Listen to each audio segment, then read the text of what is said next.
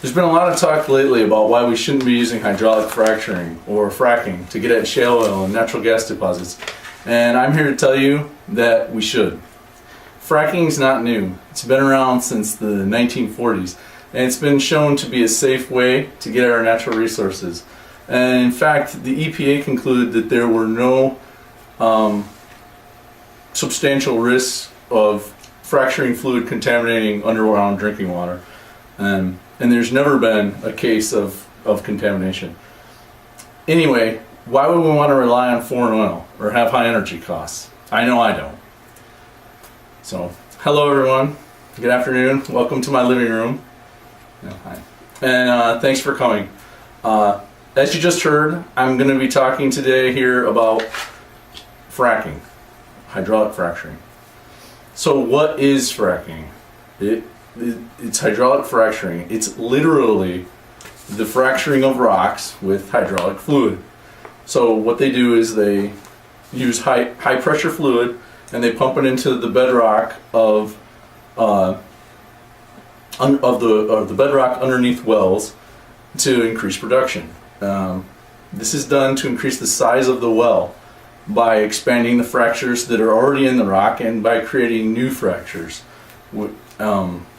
It works best in permeable rock like sandstone, shale of course, where we get shale oil from, and from coal formations. It's normally only performed once during the lifetime of the well, and basically that's because they dig the well and they use it, and then when it's used up they come in and perform hydraulic fracturing so they can expand the use of that well. And as I said before, it's basically, the basic process has been around since the 1940s, so it's established. So why do we want to do this? Just so oil companies can make more profit because they're greedy? Well, maybe, but the U.S. is currently sitting on the world's biggest shale oil and natural gas deposits. There's somewhere between 1.5 and 2.5 trillion barrels of shale oil, and although we can't get at any of that without using fracking, or hardly any of it, with present technology we can get about a quarter of that. Natural gas. According to the U.S. Energy Information Administration, there's over 2,000 trillion cubic feet of natural gas that's recoverable in the United States, the largest deposit in the world.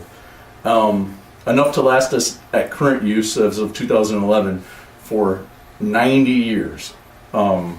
That's our present consumption. Without fracking, we'd only be able to get at about 20% of that, so you figure less than 20 years or so, and basically none of the shale oil. So why should we be energy self-sufficient? Well, it sure beats transferring our wealth to other nations in the Middle East, for one thing. But that isn't the only reason.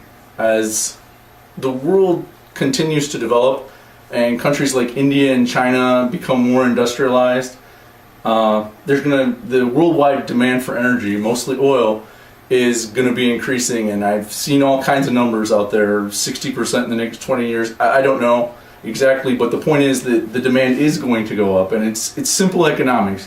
If the demand goes up, then the price goes up, so we will be paying more for what we use. Another benefit of using our own resources is that if there's a, God forbid, war in the Middle East or another oil crisis like the 1970s, OPEC gets together and decides to cut us off, it won't affect us as much. I mean, obviously it would still affect our economy, but it wouldn't be as drastic as it used to be if we're self-sufficient. But most people agree with all that. Everyone's biggest concern about fracking is that it's going to contaminate the water table. And I've seen all kinds of websites and all kinds of news stories where they say that this happened and that, and all these claims so far have turned out to be false. And actually, according to the EPA studies that I've read, that you can get to off the USGS page, there haven't been any significant impacts from fracking. And since it's been around for 60 years, the process seems fairly safe to me. And that's not to say that there isn't a risk, potential for problems. So the EPA has initiated a baseline study program. So what they're doing is they're going to be going to all these new sites, especially here in the Mid-Atlantic and Pennsylvania and all that. And they're going to be setting up baseline studies, which is study everything before the mining, study during the mining, and afterwards to see if they could get any substantiation of these contaminations taking place that, like I said, that people have complained. And basically what they're looking for is, the water table being contaminated, like I said, surface contamination, contamination to the water ecological systems, escaping methane gas was a big thing I saw that has never been substantiated either, etc.